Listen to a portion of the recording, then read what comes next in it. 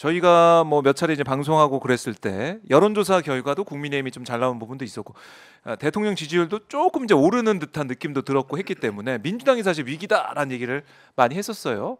그리고 김건희 여사가 계속 모습을 안 보이고 그리고 명품백 물론 뭐 박절하게 뭐 그 단어를 써가면서 해서 비판점도 있었지만 어쨌든 넘어갔단 말이죠. 그래서 이제는 선거 한동훈 위원장 얼굴로 치러지고 이재명 대표 맞붙게 되는데 윤석열 대통령 김건희 여사 리스크는 없어지겠네. 그러면 정권 심판론이 조금 희석이 되겠구나라고 보는 전문가들도 있었어요. 근데 아무래도 이제 선거를 앞둘 때 우리가 이제 여러 가지 출렁임이 있지 않습니까? 아마 그 출렁임 속에서 뭐 한때는 뭐 민주당이 더 유리했다가 이제 국민의힘이 우위를 점하다가 하는 것인데 최근에는 사실 한동훈 위원장이 민주당의 일부 인사들 뭐 양문석 후보나 뭐 지금 뭐 김준혁 후보나 여러 후보들 문제 제기를 하면서 아주 신이 올랐었죠. 뭐 이제 민주당을 계속 때리면서 이제 신이 났었다가 2조 심판론이 좀 먹히는 듯 본인들은 아마 생각을 했을 거예요. 근데 오늘 윤석열 대통령 담화가 나오는 순간 모든 게 무너져 내리는 거거든요. 그래서 한동훈 위원장이 오늘도 아마 2조 심판을 외치고 다녔을 것이고 아마 남은 유세 기간에도 2조 심판을 외칠 텐데 별로 영향이 없다. 윤석열 대통령 때문에 그런 것이죠. 그래서 저는 집권 여당이 이런 식의 선거운동을 하는 것은 정말 집권 여당에도 불리해요. 왜냐하면 집권 여당이라는 것은 여당의 프리미엄이 있잖아요. 권한이 있기 때문에 어떤 개발 공약이나 정책 공약이나 미래 비전이나 아니면 지난 2년 동안 잘한 것만 몇 개를 추스려서 잘한 것만 강조를 해도 국민들께 호소가 되지 않습니까?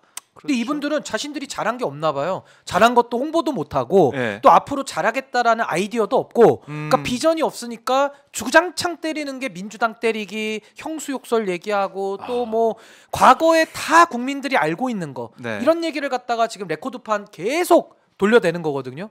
그럼 국민들이 여기에 대해서는 이제 좀 너무 지겹다. 너무 식상하다. 아니 그렇게 해서 이재명 대표 나쁜데 그럼 당신들은 뭘 할 것이냐. 그 조국 대표 나쁜데 당신들은 수사도 안 받고 있지 않느냐. 지금 이런 식의 인식이 잡히면서 2조 심판론도 상당히 힘을 잃어갈 수밖에 없다. 그래서 이거는 심판론이라는 것은 뭔가 할 권한이 없는 사람들이 갖고 와서 야당들이 심판론 하는 거지 여당은 할 수 있는 게 얼마나 많은데 본인들의 그 수단들을 다 땅바닥에 내려놓고 2조 심판만 외치는 것은 너무나도 저는 빈곤하다라는 생각을 좀 했습니다. 그러니까 크게 두 가지인 것 같아요. 하나는 윤석열 대통령이 이제 뒤로 물러나나 해서 그러니까 얼굴이 이제 안 보이고 매스컴에 사라지면 희석이 될 거다라는 생각을 가지고 있었는데 지금 보면 이종섭, 황상무 거기다가 대파까지 또 이번에 그 의료계 관련된 기자회견까지 쭉 이어지면서 윤석열 대통령이 지금 전면에서 등장하고 있어요. 포인트마다. 그래서 그게 정권 심판론이 계속 살아 있는 것이고 또 국민의힘 같은 경우도 지금 한동훈 위원장이 계속 내세우고 있는 게 조국 대표, 이재명 대표 범죄자다. 범죄자인데 우리가 지배받아야 되겠습니까? 이렇게 얘기하고 있단 말이죠. 근데 그 두 개가 안 먹히고 있다. 그러니까 이제 윤석열 대통령 얼굴이 보이면 윤석열 정권 심판론이 더 강해지지 않습니까? 그러니까 대통령 얼굴이 나오면 불리한 거예요. 집권 여당에. 불리하다. 근데 그거를 윤석열 대통령은 아는지 모르는지 어쨌든 오늘 얼굴을 보이면서 엉뚱한 메시지를 내가지고 완전히 지금 국민의힘에게 불리한 여건을 더 조성을 해버렸죠. 그래서 그건 뭐 어쩔 수 없는 현실일 것 같고요. 정권 심판은 살아있는 상황이다. 더 이제 불을 지피는 거죠. 그래서 저는 2조 심판론, 그러니까 범죄자에게 지배받을 수 없다라는 한동훈 위원장의 메시지는 그 자체는 맞죠. 어떻게 범죄자한테 지배를 받습니까? 근데 문제는요. 이재명 대표 범죄자가 아니죠. 범죄 혐의를 받고 재판받는 사람이기 때문에 범죄자로 단정을 짓게 되면은 무죄 추정 원칙을 위반하는 이런 법률적인 문제도 있는 거고 또 하나는 아니 그럼 국민들 눈높이에는 아니 그럼 이재명 대표는 수사라도 받아서 재판 중인 피고인, 조국 대표도 재판받고 있는 피고인. 그렇죠. 근데 한동훈 위원장과 윤석열 대통령 그 측근들은 수사조차 받지 않은 범죄자 이렇게 보이는 거거든요. 그러니까 국민들 보시기에는 그럼 당신들은 떳떳하냐. 그동안의 검찰권이 편향되게 쓰였다라는 점에 대한 문제의식이 떠오르면서 범죄자에게 지배받을 수 없죠. 네. 그러면은 민주당 출신 범죄 혐의자들에게만 지배받을 수 없는 것이냐? 아니죠. 국민의힘 출신 범죄자들에게도 네. 지배받을 수 없는 건 마찬가지입니다. 그러니까 국민들께서는 불법성을 비교해 보면서 네. 그러면은 조국 대표나 이재명 대표의 범죄 혐의 그거는 그거대로 사법 절차 진행 중입니다. 근데 지금 김건희 여사의 명품백 뇌물수수 논란이나 이종섭 그렇죠. 지금 이종섭 피의자에 대한 국기문란 사건이나 예. 양평고속도로 노선 조작 사건이나 네. 이런 국기문란 사안들은 아무것도 조사가 안 됐잖아요. 그 심지어 윤석열 대통령까지도 연루됐다라는 충분한 개연성이 있지 않습니까? 네. 그 특검 얘기가 나오는 거 아니에요? 의심은 사고 있죠. 그러니까 여기에 대해서는 그럼 답을 해야 되는데 한동훈 위원장은 자기 쪽은 얘기 안 해요. 항상 2조 심판만 얘기하니까 국민들이 바보가 아니거든요. 국민들이 다 보고 있죠. 그럼 왜 수사권을 편향되게 쓰느냐? 왜 자기 쪽은 수사하지 않느냐? 네. 여기에 대한 문제의식이 떠오르면서 2조 심판을 외칠 자격이 있느냐? 아마 여기에 대한 전 자격론으로 불이 붙을 것이다. 그래서 저는 한동훈 위원장이 지금 구도를 너무 잘못 잡고 있는 것 같아요. 제가 볼 때는. 왜 그럴까요? 아니 보수에 원래 싱크탱크가 유명하잖아요. 여의도 연구원도 있고 네. 정말 정책이나 전략을 잘 짜는 걸로 유명한데 왜 그런 거예요 지금? 근데 이제 보통 그런 말 있잖아요. 네. 사람은 보통 자기가 아는 것만 말하게 돼 있거든요. 자기 말을 잘 곱씹어 보시면 보통 사람은 네. 내가 아는 것만 말하게 돼 있어요. 그러니까 한동훈 위원장은 평생을 검사로 살았기 때문에 정책을 알겠습니까? 예. 미래 비전을 알겠습니까? 대한민국의 곳간을 알겠습니까? 아무것도 모르는 거예요. 그러니까 본인이 아는 거라고는 영장 치는 거, 압수수색하는 거, 수사받고 조사받는 거 이것만 알기 때문에 네. 2조 심판, 그 사법 절차 거기에 대해서 전문가가 맞죠. 그러니까 한동훈 위원장은 본인이 아는 것만 주 종목으로 해가지고 팔고 있는데 네. 문제는 국민들이 들으시기에는 이 청자 입장에서는 화자가 자기가 하고 싶은 말만 하니까 재미가 없는 거예요. 듣고 싶은 얘기, 미래에 대한 비전, 대한민국 위기에 대한 대처 방안, 집권 여당으로서의 책임감 이런 걸 듣고 싶은데 거기에 대한 메시지가 없다. 공허하다. 그건 한동훈 위원장이 일부러 안 내는 게 아니라 본인이 아는 것만 말해야 되기 때문에 아는 게 거기까지다. 그렇게 생각하시면 그 경험 저는 자체가 한정돼 있는 한정돼 거죠. 있다. 네. 그러니까 태생적 한계예요, 제가 볼 때는. 신인기 변호사 말씀 들어보니까 생각이 나는 게 제가 이 선거운동 첫날 이재명 대표 만났어요. 어쩌다가 이제 점심 먹는 자리에 동석하게 돼가지고 그때 뭐 짧은 인터뷰 뭐 같이 동석해서 얘기를 나눈 적이 있는데. 김진애 전 의원이 그때 이재명 대표한테 물어본 거죠. 이재명 대표 연설은 너무 귀에 잘 들어오고 너무 이게 남는다 이렇게 얘기를 했더니 이재명 대표가 그 비법에 대해서 말을 할 때 연설할 때는 듣는 사람 입장에서 듣는 사람이 듣고 싶은 그 메시지를 내놔야 되고 듣는 사람 입장에서 판단해서 얘기를 해야 된다는 거예요. 그런 취지의 얘기를 했어요. 그러니까 신인규 변호사 말씀 들으니까 그게 정말 중요한데 근데 이제 한동훈 위원장 이렇게 안 된다. 청자 프렌들리하게 하는 부분도 맞고요. 저는 이제 노무현 대통령 연설을 지금도 제가 가끔씩 돌려볼 때가 있어요. 네. 왜냐하면 연설을 너무 잘하니까요. 근데 그 연설의 전 핵심이 뭐냐면은 듣고 싶은 얘기를 하는 것도 맞지만은 연설자가 자기 얘기를 해야 됩니다. 자기 내용을 얘기를 해야 돼요. 그러니까 자기가 하고 싶은 정치적 포부, 자기의 뜻. 그 뜻은 옳을 수도 있고 잘못될 수도 있어요. 근데 그 평가는 국민의 몫이지만은 자기 얘기를 해야 되는데 한동훈 위원장은 자기 얘기가 없잖아요. 그러니까 자기가 왜 정치를 시작하는지도 모르고 맨날 뭐 국민이 불러냈다는데 뭐 누가 불렀는지는 모르겠지만은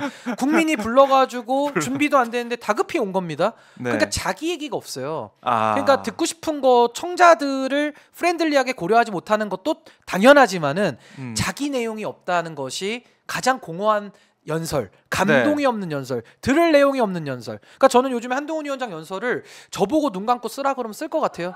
너무 그 일관된 내용이기 때문에 너무 그 단편적이다. 라고 저는 생각이. 이거 무시하는 게 아니라 내용이 정말 들을 게 없어요. 정말 들을 게 없습니다. 그래요. 근데 자기 내용이 없어서 그런 것 같아요. 제가 볼 때는. 자기 내용이 없다. 저희가 7시 45분쯤에 그때 이제 한동훈 위원장이 조혜진 후보를 만날 그 일정이 있어요. 유세 현장에 가는데 그때 연설을 직접 들어보겠습니다. 직접 들어보고 한번 즉석에서 우리 논평 한번 해보도록 할게요. 한번 기대를 좀 해주시고요.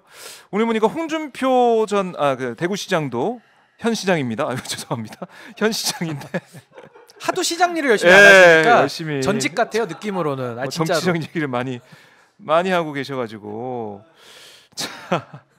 뭐 여러 가지 얘기를 좀 하고 있는데 뭐 대선도 아닌데 들어온 지 며칠 됐다고 감히 우리가 만든 대통령 당적 이탈 요구하냐 뭐 이렇게 후보를 지적하는 얘기도 있고 박근혜 탄핵 때 힘 모아 헤쳐나갈 생각은 하지 않고 난파선의 쥐새끼들처럼 홀로 살겠다고 뛰쳐나가던 무리들이 생각난다 이런 얘기도 하면서 제발 남은 기간만이라도 남탓 하지 말고 지역구 구석구석 돌아다니며 읍소해라 뭐 이렇게 얘기하면서 많이 걱정이 되나 봐요. 지금 국민의힘의 상황이. 그러니까 홍준표 시장도 정치를 많이 해왔기 때문에 이 분위기를 알지 않습니까? 민심의 바람, 그 풍향이라고 할까요? 어디로 지금 바람이 향하고 있고 어디서 불어오고 있는지 알 것 같아요. 그래서 지금 좀 패배를 예감한 듯한 그런 메시지도 올렸는데 유승민 전 의원도 그렇고 걱정을 많이 하고 있고 보수 안에서는 지금 어떻습니까 분위기가 총선 앞두고? 근데 이제 홍준표 시장 같은 경우는 상당히 좀 신나 보이죠. 그래요? 느낌적으로는. 그러니까 지금 뭐 자기가 소속된 정당이 망해가고 있는데도 네. 아니 저야 이제 탈당했으니까 객관적으로 이야기를 하지만은 네. 당은 지금 초상집인데 굉장히 신나 보이는 이유가 네. 아니 이분은 대구시정에 집중 안 한다는 얘기는 제가 하도 많이 비판해가지고 이제는 입이 아플 지경이고 아니 당의 상임 고문도 잘리신 지가 언젠데 아직도 훈수 두고 있어요.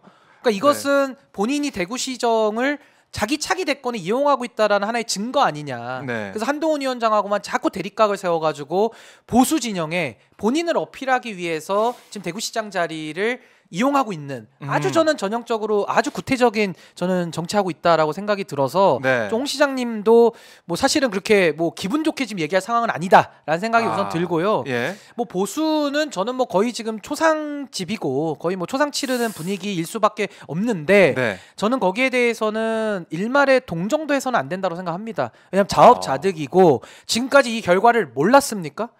다 결과를 알면서 본인들이 감수하겠다고 여기까지 끌어온 거기 때문에 네. 저는 그 결과를 담담하게 받아 안으시라. 근데 아마 이제 내부에서는 이 선거 결과가 이제 안 좋게 나오면 네. 아마 엄청 책임론에 휩싸이겠죠. 그렇죠. 근데 그거는 이제 감당해야 될 몫인 것이고 네. 한동훈 위원장에 대해서는 아마 이제 거의 희생양처럼 희생제물처럼 한동훈 위원장은 그 책임을 모든 책임을 다 더 씌워가지고 아마 이제 윤석열 대통령과 한동훈 위원장을 중심으로 네. 아마 엄청난 이제 내분에 좀 휩싸일 가능성이 매우 높아 보인다. 볼 수도 있겠네요. 저는 그렇게 생각합니다.